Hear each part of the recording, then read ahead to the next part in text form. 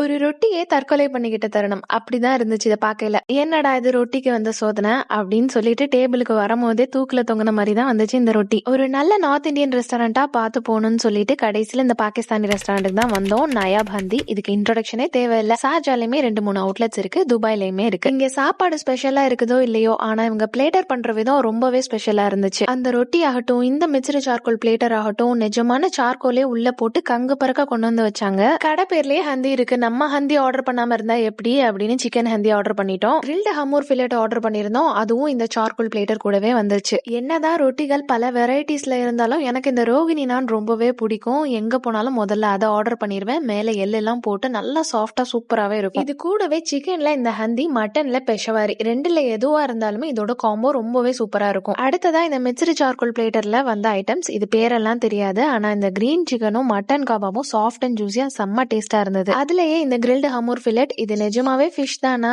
இல்ல என்னன்னு எனக்கே டவுட் வந்துருச்சு. அந்த அளவுக்கு சாஃப்ட் அண்ட் ஸ்பஞ்சியா இருந்தது. அடுத்ததா இந்த சிக்கன் கடாய் பெஷவாரி. நம்ம வீட்ல எஃபோர்ட்லெஸ்ஸா ஒரு சிக்கன் கிரேவி பண்ணா கூட ரொம்பவே நல்லா இருந்திருக்கும் போல. ஆனா ஒரு ரசத்துல சிக்கனை போட்டு வச்ச மாதிரி ஒரு ஃபீலிங் இருந்தது. ஏன்டா ஆர்டர் பண்ணோம்னு ஆயிருச்சு. ஃபைனல் டச்சுக்காக ஸ்வீட்ஸுமே வந்துருச்சு. இது ரசமலாய்னு சொன்னா ரசமலாயே நம்பாது போல. அப்படிதான் இருந்துச்சு. ஆனா குலோப் ஜாமுன் டேஸ்ட் ரொம்பவே சூப்பரா இருந்தது. கீருமே நல்லா இருந்தது.